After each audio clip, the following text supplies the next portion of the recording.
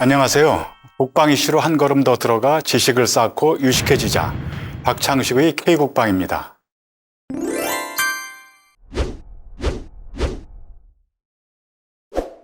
한국의 국내 총생산이 세계에서 10위에서 13위 사이를 오르락내리락하고 있습니다.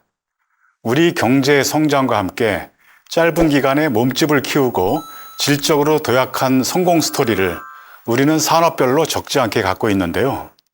오늘은 세계에서 43번째 후발주자로 잠수함을 도입했지만 이제는 잠수함을 수출까지 하는 나라로 깜짝 성장한 한국의 잠수함 산업을 소개합니다.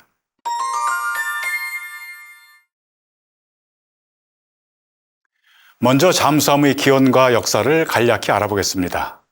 사람들은 일찍부터 바닷속에 들어가서 숨을 쉬면서 돌아다니고 싶다는 욕망을 품었습니다.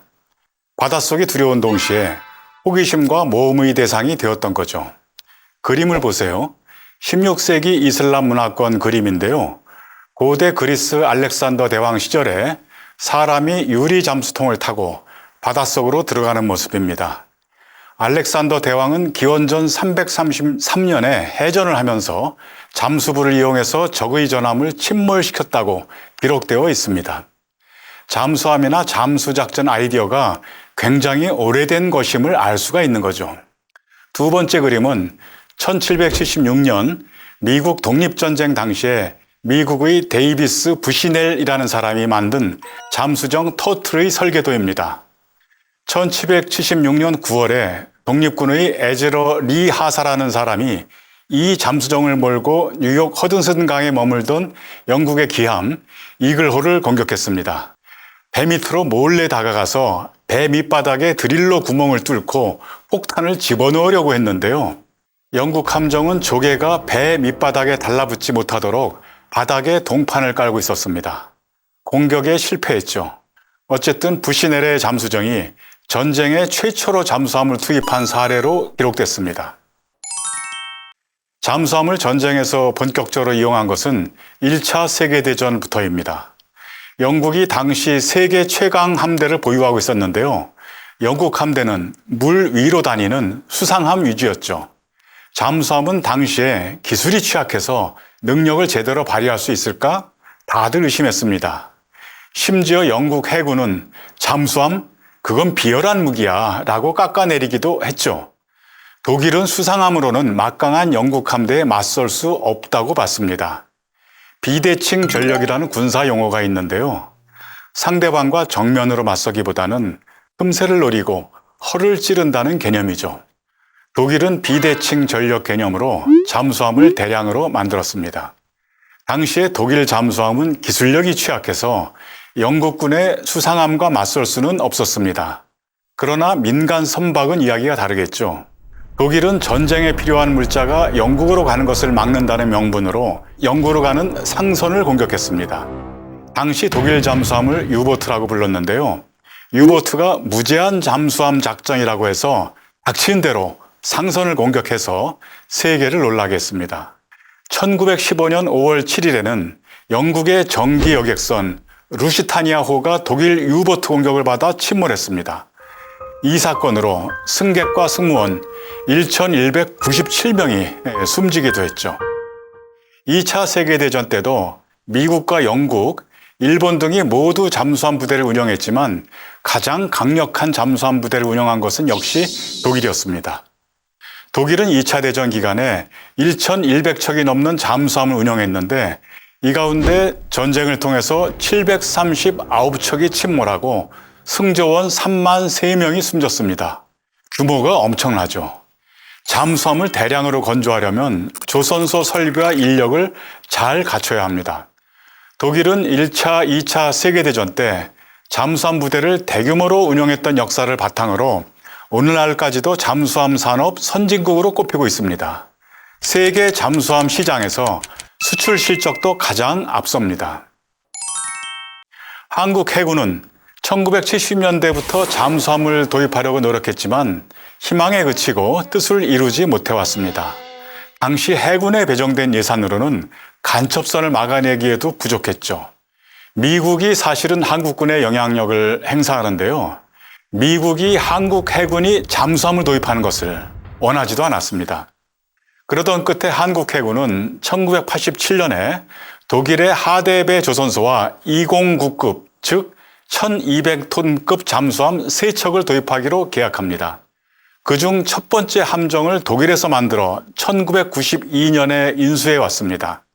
다른 2척은 독일 기술과 부품을 들여와서 국내 조선소에서 조립했습니다. 이로써 세계에서 43번째 잠수함 보유국가가 됐는데요. 많이 늦은 거죠. 그나마 주변국의 눈치를 보느라고 매사를 비밀리에 추진해야 했습니다. 당시 서울역 앞에 대우그룹 빌딩 16층에 해군 잠수함 도입팀 사무실을 두었는데요. 이 팀에 근무하는 해군 장교들은 쉬쉬하면서 사복으로 사무실에 드나들었습니다. 한국 해군은 잠수함 승조원 후보 54명을 선발해서 하데베 조선소로 파견했습니다. 한국 조선 업체도 기술자 150명을 독일로 보냈죠. 잠수함을 운영하거나 수리하고 만드는 방법을 배우려고 한 거였죠. 당시 독일의 하데베 조선소에는 한국을 비롯해서 5나라 해군이 같은 목적으로 머물렀습니다. 그 당시에 한국 해군은 재미없는 해군이다. 사무실 전기를 가장 많이 쓰는 해군이다. 라고 소문이 났습니다. 뭐 하나 배울 때마다 밤낮 없이 번역해서 정리하고 한국에 정리한 결과를 보내느라고 그랬던 거죠. 하나오션, 옛날에 대우조선해양이라는 회사가 이름을 바뀌었는데요. 그 회사의 특수의장 2팀의 기술자 정한구 씨라는 분이 언론 인터뷰를 했는데요. 유럽 기술자들이 당시 기술을 잘 가르쳐 주려고 하지 않았다. 그래서 퇴근 시간인 저녁 7시가 아니라 우리끼리 남아서 9시 반이 넘도록 현장에서 기술을 막 익히려고 노력했다라고 회고한 적도 있습니다. 우리 업계는 하나오션과 HD 현대중공업 두 곳이 잠수함을 만듭니다. 1992년에는 1200톤급 장보고급 2번 함으로 2000함을 국내에서 조립했죠. 이어서 1800톤급 선원일급 잠수함을 역시 독일 기술 지원을 받아서 국내에서 만들었습니다. 2018년에 이르러서요. 한국은 3000톤급 잠수함 도산 안창호함을 우리 기술로 독자 설계해서 건조하는 데 성공합니다. 3000톤급은 1200톤급, 1800톤급에 비해서 덩치가 크고 무장도 더 강력해졌습니다. 3000톤급은 가까운 바다에만 머물지 않고 먼 바다로 나가서 비교적 장기간 작전을 할 수 있습니다. 한국은 이로써 미국, 영국, 프랑스, 일본, 인도, 러시아, 중국에 이어서 3000톤급 이상 잠수함을 독자 개발한 8번째 나라가 됐습니다. 세계에서 43번째로 잠수함을 운영한 후발주자였던 한국이 남들이 깜짝 놀랄 정도로 짧은 기간에 압축 성장을 한 거죠. 저는 국방홍보원장을 일할 때 진해의 잠수함 사령부를 방문했습니다. 그때 1800톤급 잠수함에 승선해 봤는데요. 내부를 보니까 좁은 공간에 온갖 기계와 전자장치를 빽빽하게 설치한 것을 봤습니다.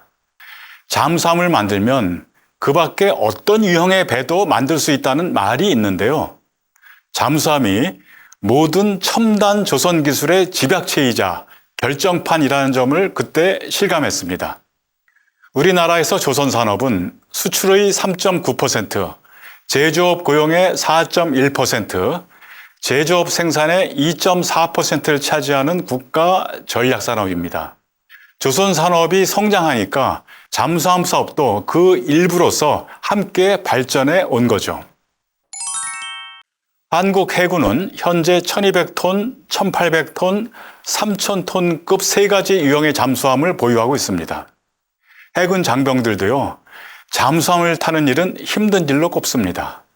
수상함에 비해 우선 훨씬 좁고 그것도 밀폐된 배 안에서 한 번 출동하면 2주에서 3주씩 임무를 수행해야 하니까요.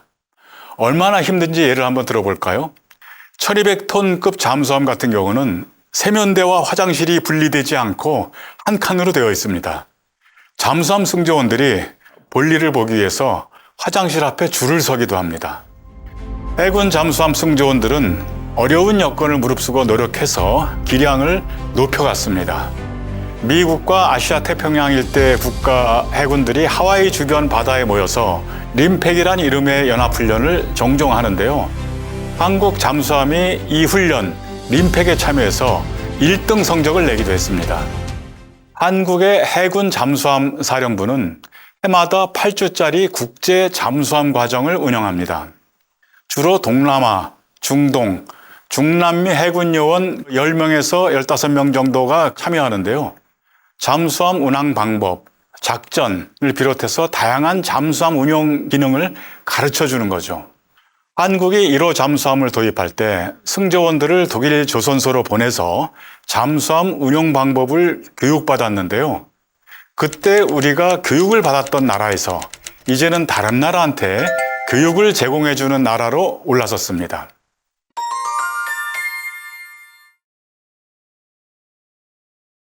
2011년에는 대우조선해양, 지금 한화오션이 되었죠. 이 회사가 인도네시아로부터 1,400톤급 잠수함 3척 수출 계약을 1조 3천억 원에 따냈습니다.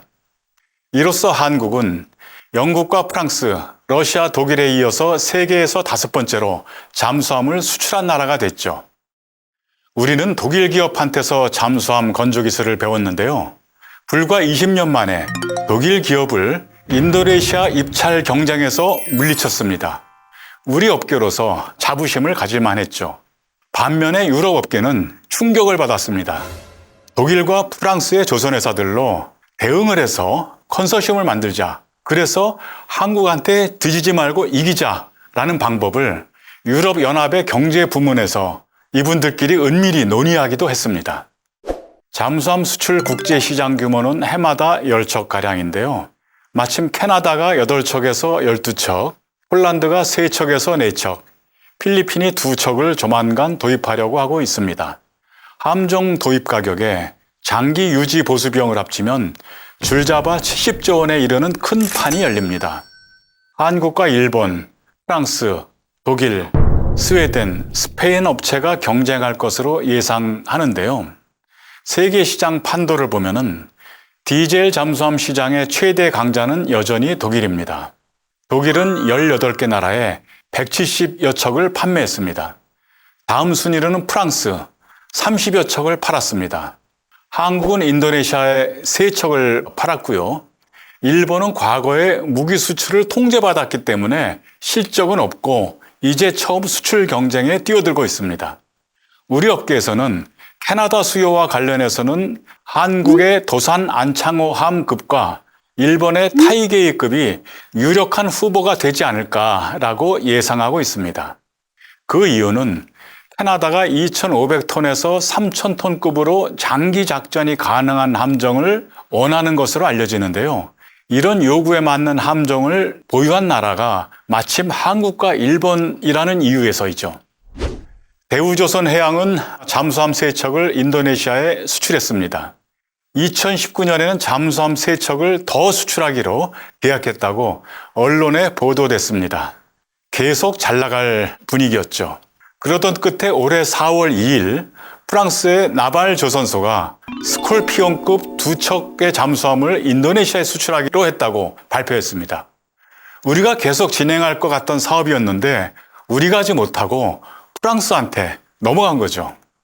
인도네시아 정부가 정확한 이유를 발표하지는 않고 있습니다만 뭔가 사정이 있겠죠. 해군 잠수함 함장 출신으로 현재 경남 김해에서 개인적으로 잠수함 연구소를 운영하는 최일 씨라는 분이 있는데요. 이분은 인도네시아 해군과 그 나라 조선소 관계자들이 우리 산업의 고객인데 1차로 잠수함을 만들어서 공급하는 사업을 할 때 우리 쪽에서 인도네시아 고객을 충분히 만족시키지 못한 것 아니냐라고 분석합니다.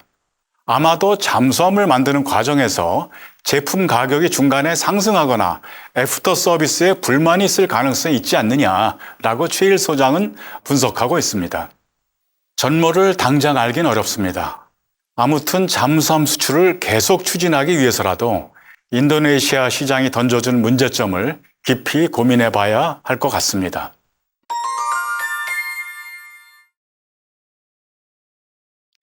한국 해군과 조선업계는 잠수함 분야에서 짧은 시간에 압축 성장을 실현했습니다. 해군 전력과 산업계 역량을 어떻게 더 발전시켜 나갈지 미래 비전을 가다듬을 필요가 있습니다. 그런 차원에서 생각해 보는 건데요. 잠수함에 대해 논하는 사람들이 이제는 원자력 잠수함을 추진할 때라고 이구동성으로 외치는 풍조가 있습니다. 너무 들떠 있는 것 아닌가 하는 느낌을 저는 받을 때가 있습니다. 원자력 잠수함은 핵무기를 싣자는 것은 아니고 원자력을 동력으로 삼아서 운행하는 잠수함을 말합니다. 디젤 잠수함은 디젤 연료를 태우는 데 필요한 산소를 공급하기 위해서 적어도 3주에 한 번은 물 위로 떠올라야 합니다. 물 위로 떠오를 때 적한테 발견될 수 있어서 위험합니다. 반면에 원자력 잠수함은 몇 달씩 물속에 머물 수 있습니다. 속력도 빠르죠. 디젤 잠수함과 비교하면 원자력 잠수함이 훨씬 강력합니다. 미국과 영국, 프랑스, 러시아와 중국 등 5개국이 원자력 잠수함을 보유하고 있습니다. 그런데 말이죠. 우리 현실에서 본다면 원자력 잠수함에는 고민거리도 있습니다. 첫째는 우리와 한미 원자력 협정을 맺고 있는 미국이 한국이 원자력 잠수함을 보유하는 것을 반대하고 있습니다. 추진하기가 쉽지 않습니다. 둘째는 원자력 잠수함을 한 척 만들 비용이면 디젤 잠수함 몇 척을 만들 정도로 값이 훨씬 비쌉니다. 북방 전력을 건설할 때 무조건 비싼 최첨단 무기만 좋은 게 아니고 때로는 용도와 가성비를 맞출 필요도 있습니다. 셋째로 해외 수출 시장까지 고려한다면 원자력보다는 디젤 잠수함이 수요가 더 많습니다. 원자력 잠수함을 추진하자 혹은 추진하지 말자거나 디젤 잠수함을 유지하자 혹은 디젤 잠수함을 버리자라고 어느 한쪽을 주장하거나 지지하지 않습니다. 그거보다는 다양한 요소를 고려하면서 잠수함 전력과 산업의 미래를 차분하게 고민해 봐야 한다고 말씀드립니다. 해군 잠수함 함장 출신인 예비역 해군 두 분이 각각 잠수함 세계를 주제로 책을 썼습니다. 한 권은 문근식의 잠수함 세계, 이 책이고요. 또 한 권은 최일씨라는 분이 쓴 잠수함 리얼리티인데요. 둘 다 잠수함의 기원, 역사, 잠수함에 얽힌 과학, 여러 가지 이야기들을 잘 담아주었습니다. 재미있고요. 한번 읽어보시도록 권하고 싶습니다. 오늘의 결론입니다. 한국 잠수함 부대와 잠수함 산업은 후발주자로 시작해서 세계 중견 국가 수준으로 짧은 기간에 성장했습니다. 조선 강국인 한국이 잠수함 분야에서도 기술력을 발휘했죠. 잠수함 부대의 현역 예비역 승조원들도 기량을 발휘했습니다. 하지만 이 과정에서 한계점도 드러냈습니다. 잠수함 부대와 산업이 성장 과정의 빛과 그림자를 차분하게 되새기면서 다음 단계로 더욱 힘차게 발전해 나가면 좋겠습니다.